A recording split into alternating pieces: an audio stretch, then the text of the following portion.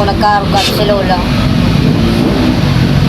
Kaya nagtabang sa muya ko, papadangula kami. Ang nagadan si Papa. Winelcome kami sa arong ninda. Dati nakaseparate kami kang kay bang isa na Papa yun. Ang nagadan winelcome kami dyan. Ni Lola, ni Lolo, ni may trabaho pa si Tito. Mabuton man si Tito dati kang mas kumikwartaan. Nagagad daw kay Mama pang tour.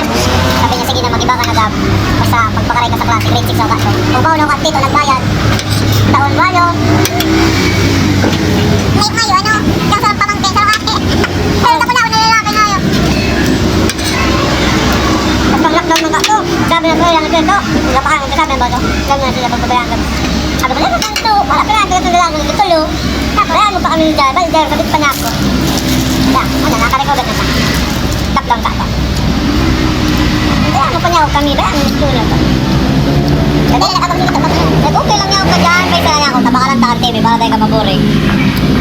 Pinakal ko na TV para tayo dati, hindi maboring. Pinakabit ako na. Dahil ang inag kong pinakabit, cable. Para tayo talaga siya maboring. Para baga tayo siya maboring. Kapag si Queen ay nag-request saan, ito baga tulad si Tito. Kapag naman nga, mahilig ka ngayon, ano, warang tissue. Ato ya, mag-arog ka na si Papag tapos magkaon baga. Nag-arog ka na. Kagurang. Putik na. Warang tissue, hindi ining gamito.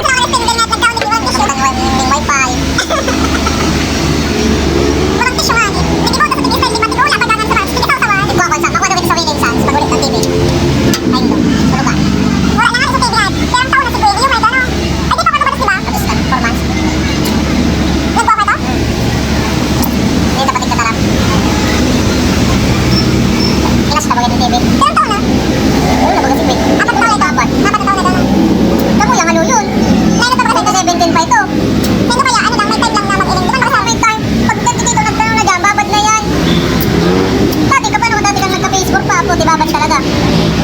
Magbili ako ng PC? Wala ko ng budget.